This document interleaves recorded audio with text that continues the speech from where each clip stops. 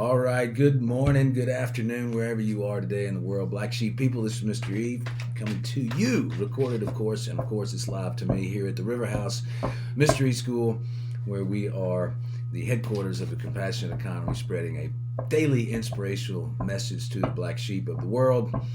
And I think this is our daily BS report number 53. So we're glad to have you here. Today is Tuesday, April 12th, 2022, and we are in a waxing gibbous moon, day 11 of our lunar cycle, and this is when the universe is going to disturb us a little bit and throw some things in our way to make us pay attention right before the full moon. And we call this phase, did not see it coming, or ooh, I didn't see that coming. So anyway, the antidote to the energy that you may be feeling right before the full moon is to become playful. Don't get manic and get run out with it. This is when people can become unconscious in their thoughts and get carried away with things. And it really, for a conscious person, it's just time to start slowing down a little bit, doing some things that are playful. Our idea for today is I am determined to trust all I experience, So I've got the 514 Tarot, and I've got the Wisdom Oracle of the Black Sheep, and we're going to pull 4 from the Wisdom Oracle, 7 from the Tarot, and see if there's a daily inspirational message for you guys.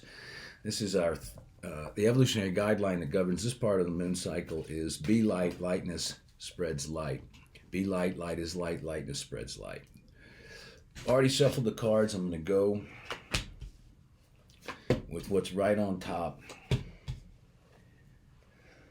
Wow, interesting cards. Are you okay? I am listening. First one out. Would suggest somebody in your world is really waiting on a call, would love a call, needs a call to maybe push them over into a new truth. Being a force of evolutionary change is to know the only impact you can have on people is to leave them a little lighter than you found them. You know, we all have this thing in us. We want to poke out and push and whatnot, but the truth is we just want everybody that we spend time with to feel better after we spend time with them, and we'll feel better. That's win-win for everybody. That's how we create a compassionate economy. Trust, make America relate again, and I think these cards are really interesting, right? This one right here, are you okay? My intuition said, hey, I ought to be in touch with you. How are we going to learn to relate again until we trust that intuition to reach out and say hello to somebody and not try to fix or poke or anything like that? We're just sitting there listening. That's what this says. Are you okay? I am listening. The ear is there. The ear is there. The hearts are there. Listen with compassion. And then the last wisdom oracle for today is, and it's hard to read, but it's a sign that's right there when you come into the River House, and it says, truth ahead. Be aware, not beware, but be aware. And that's really what the moon is asking for us right now. It's like, because in this moon cycle, we said, oh my God, I didn't see it coming. Well, that's beware. But if you slow down and you're present with the energy and you're like, oh, all right, man, did not feel that coming, did not see that coming. Truth ahead, be aware. So right now, these cards are asking us to be aware right now. This is going to be a very powerful week emotionally.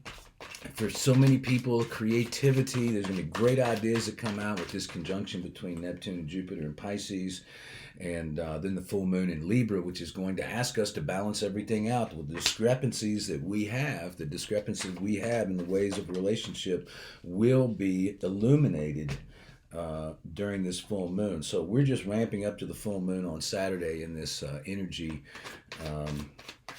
and with this conjunction, it's going to be very interesting the next few days. So far, 8 of coins, 6 of wands, 8 of cups, pair of 8s, signifying to focus on oneself. Then the page of cups comes out, then the 5 of coins. And we'll get one more before we pull an outcome. Let's see. Wow. And the 3 of New Earth. The 3 of New Earth. So we have five suits in our deck. That's why we call it 514. You have ace through the 10, and you have 4 royals in each suit. That's 14 cards. We have 5 suits. So we have the traditional suits that every tarot game has, that every card game has, plus we've added a 5th suit, which brings the element of compassion in to give us a different way of looking at the possibilities and the outcomes of our life. So, and then the last one is the Five of Wands. That's the outcome card. It popped out. And I think that's, so now we have a pair of eights and a pair of fives. And when, wow, very interesting read.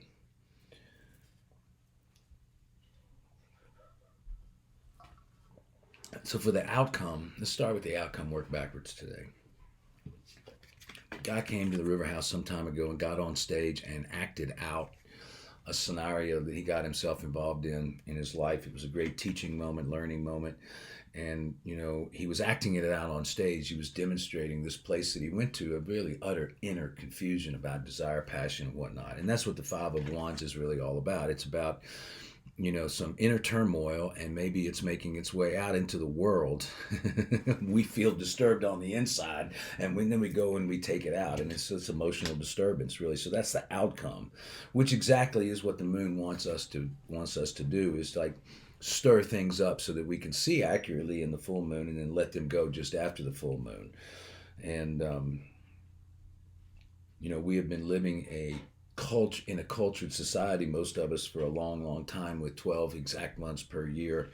And you know, we take left turns and right turns and stop at stop signs, and we do all these things, and we get into rhythms, and we go to hotel rooms and they all look the same. In our office, we go to the same place every day, and we go to the same school every day, whatever it is, you know.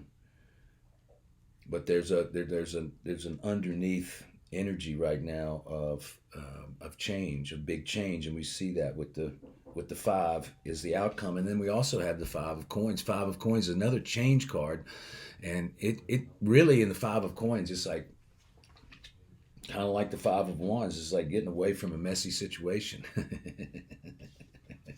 We were fortunate, all the people in this messy situation, and it wasn't that messy really, but it was about stained glass. We did a stained glass project. But a lot of times in the traditional tarot, the Five of Coins is really, you know, when there has been kind of a capitulation in somebody's movement towards making a business work or a family work or something like that, and it's a lot of change and energy, and this signified an event where we really turned something beautiful out of a moment of big change in the people's lives in that.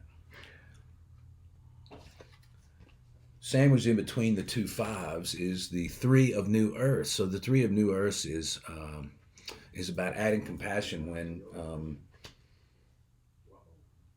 a third party situation is introduced into a relationship that has particular meaning to, you know, it could be in business, it could be in anything. The new earths don't really have anything to do with any of the suits necessarily, but all of them.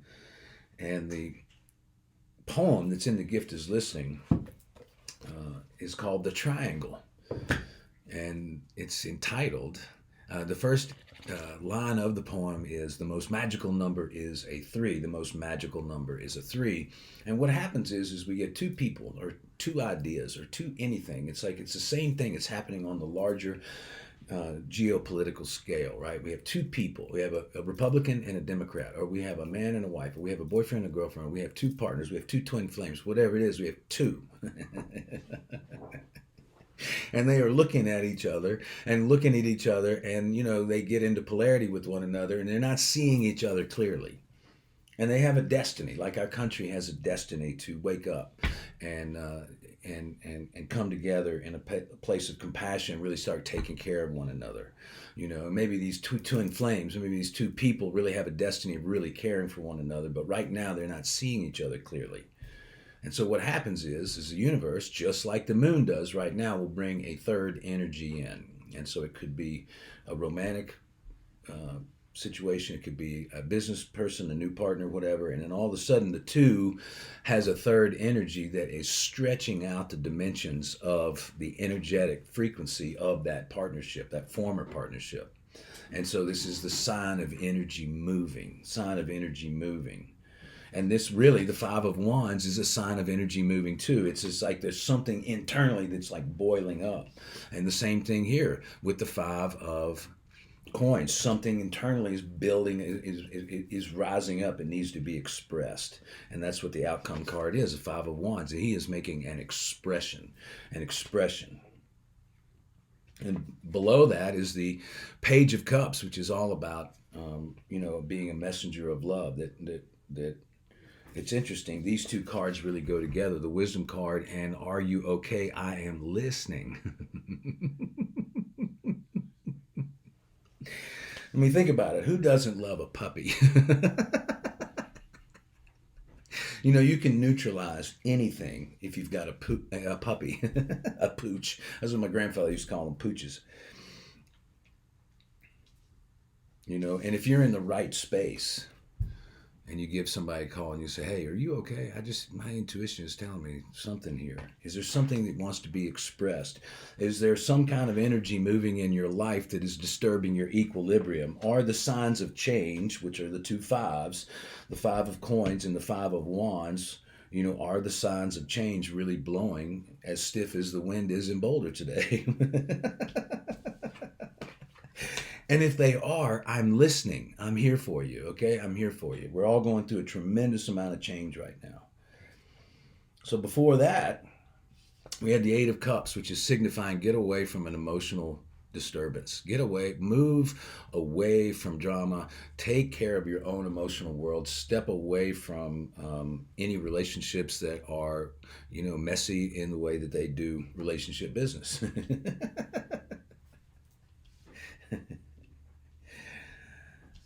And before that, we have the Six of Wands, which is the success card. It's about getting your desires and your passion all lined up. So it's interesting that we start, and then we start with the Eight of Coins. That's initiation of this read, and we're actually doing it backwards. It's interesting because this is really what we want.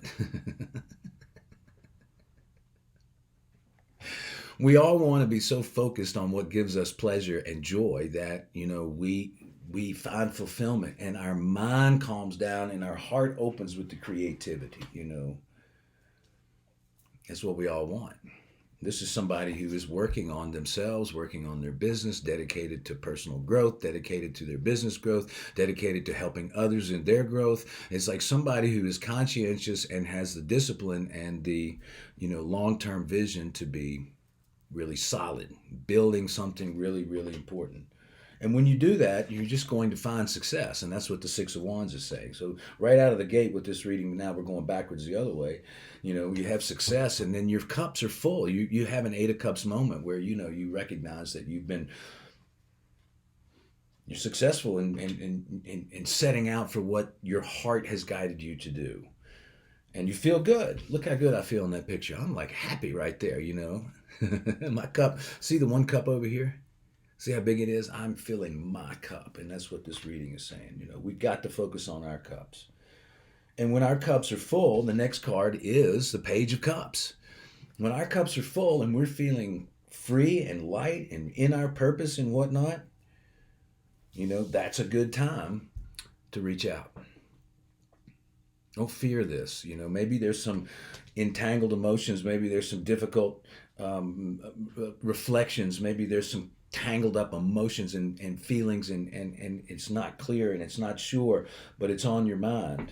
The only thing you can really do is leave somebody a little bit lighter than you found them, right? So be light. Lightness spreads light. Light is light. That's our guideline right now for this time as we move towards the light, towards the full moon. We're about to get a full illumination of truth. So when we get to this place of really feeling good about ourselves, we can reach out to people. Here we go. Reach out, Page of Cups. Here's an offering of love. I have no other recourse here. I have no agenda here. What I'm doing is I'm just reaching out with love. I'm reaching out with love because, my intuition guided me to. I want to be much cleaner in the way that I relate to the world. If there's something out there that is disturbing my equilibrium, which these two cards suggest that there is, and we've seen the Four of Cups in four reads in a row, and this is sort of moving beyond the four and now into the five. In other words, somebody was feeling left out, or we were feeling like something was left out, or we didn't get the right offer, or something wasn't just or right or whatnot, and maybe it spun a story in our mind, And we have had a lot of shifting relationship dynamics since the pandemic. And now we've advanced from the four to the five in sort of like what's obscuring our vision, because the reads up until now have been good. And this one starts out beautiful. It starts out with the Eight of Coins and the Six of Wands and goes to the Eight of Cups and then the Page of Cups. And then we sort of run into this trifecta here to close out the read. And when we run into a trifecta to close out the read, what it tells me is this is going to be a humdinger of a full moon.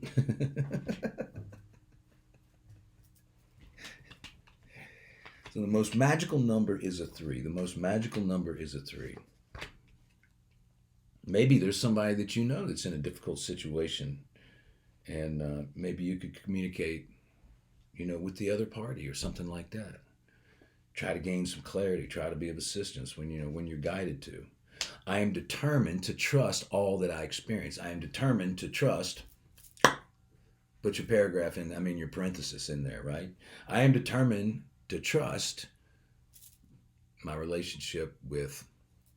I am determined to trust this interaction I had is meaningful. I am determined to trust that I was meant to be in a certain place at a certain time, whatever it is, like whatever's going on in your life, whatever the disturbance is coming on, that's in there, the 5 of coins, the messy, whatever mess in business you have, or whatever is kind of messy in your world right now, and whatever messy is going on in your emotional, passionate world, with the 5 of wands, it's like this is a sign of energy moving. You had something that was in its own form. The 3rd energy came in and said, hey, pay attention to me, and it grabbed the attention and changed the dynamics of a really important building block to your life in terms of the way you perceived it. Bottom of the deck, fortune's turn. So the Wheel of Fortune is underneath this whole thing. I was about to say, isn't it funny we don't see the tower? I bet we see it tomorrow. So this isn't a tower moment, but it is a little bit of a tower moment in the way that this thing can turn all the way around real quickly. Okay? So our fortunes can really turn quickly when we're not holding on to judging ourselves about a failure or a misperception or a confused mind or turbulent emotions. The wheel turns when, instead of getting upset that we're involved in third-party situation or in something that disturbs us in a way that we don't understand, that we welcome it and we say, wait a minute. I saw that read. MysterE said the most magical number is a 3. And really what's happening, it's a sign of enlightenment. It's a precursor. It's like an early wave before the tidal wave hits, that your life is changing, and it's right between these 2 5s. And what it's saying is get to work on yourself right now. Get to work on yourself. Big changes are coming. She's working on an art project. I'm suggesting you work on yourself spiritually. I'm suggesting you formulate some practices or get so focused on what it is you do that you're not allowing some big thing to take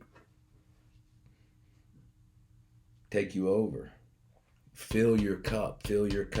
Focus on you right now. Unless, a great question is, what wants to happen, right? That's kind of our mantra here at the River House. What wants to happen? And really what it is a way to jump out of our mind and into the present moment, in which we all need all the time, right? It's like, oh my God, I got all these things swirling around in my head. I'm thinking about such and such. I wish I had done something differently. How come I don't ever see them anymore? How come when I saw them, they acted funny? Whatever it is, how come people don't accept me? That's kind of really what this is.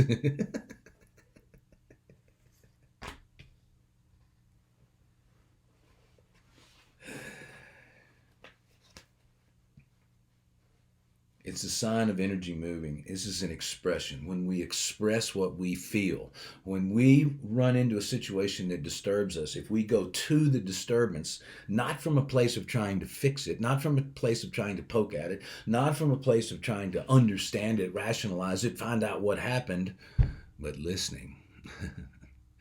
When we go to a disturbance with the intent to listen and to understand and to make a union, right?